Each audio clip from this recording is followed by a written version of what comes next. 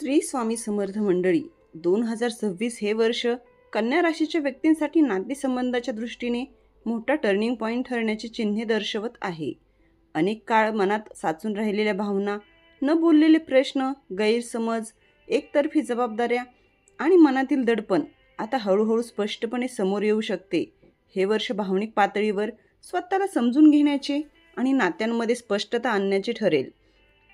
काही नाती जे केवळ सवयीने, सामाजिक दबावामुळे किंवा जबाबदारी म्हणून टिकून होती, ती आता नैसर्गिक बदलाच्या टप्प्यात येऊ शकतात. मात्र हा बदल विनाश नसून नव्या सुरुवातीचे संकेत मानले जातील.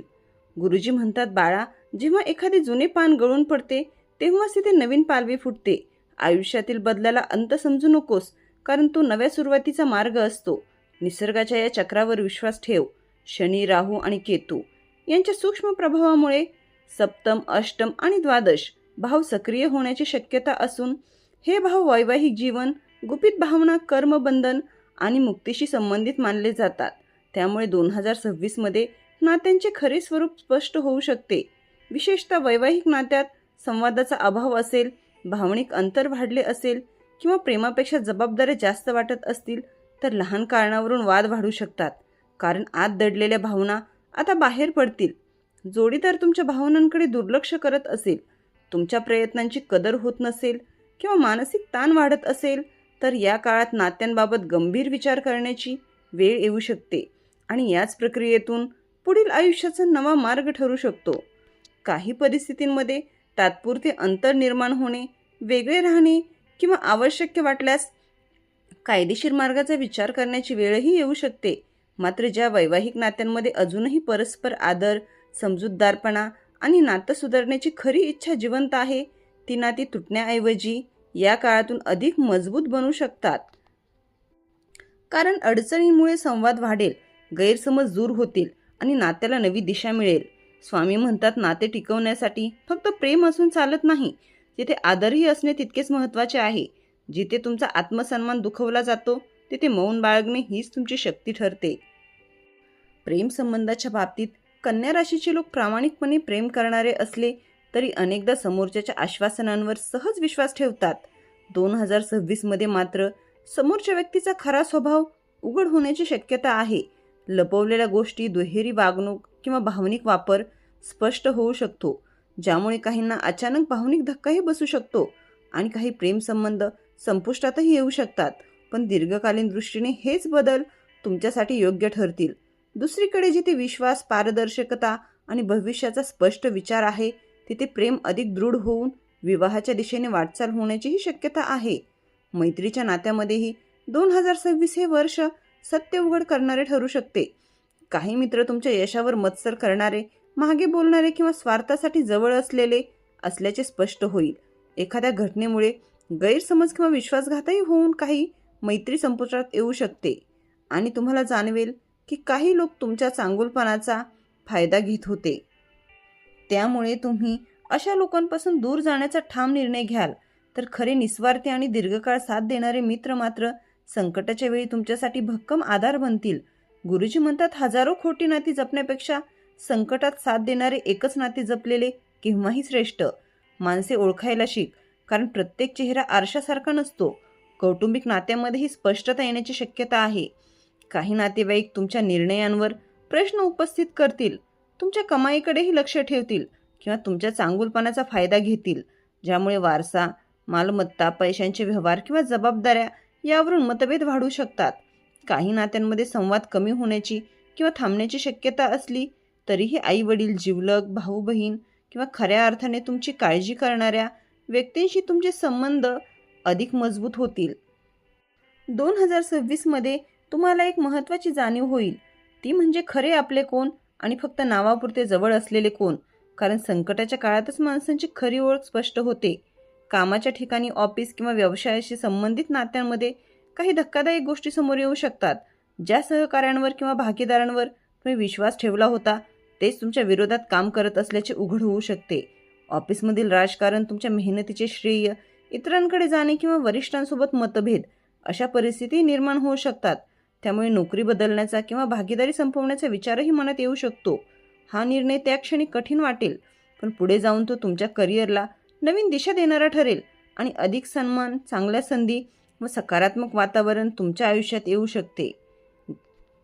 स्वामी म्हणतात, जर देव तुझ्याकडून काही हिरावून घेत असेल तर त्याचा अर्थ असा नाही की तो तुला शिक्षा देत आहे, तर याचा अर्थ असा आहे की त्याने तुझ्यासाठी त्यापेक्षाही काहीतरी खूप चांगले नियोजन केले आहे. संयम ठेव.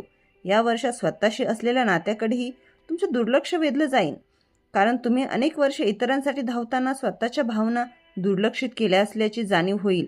मनात दडवलेला राग, दुःख, अपमान आणि अपूर्ण इच्छा समोर येतील.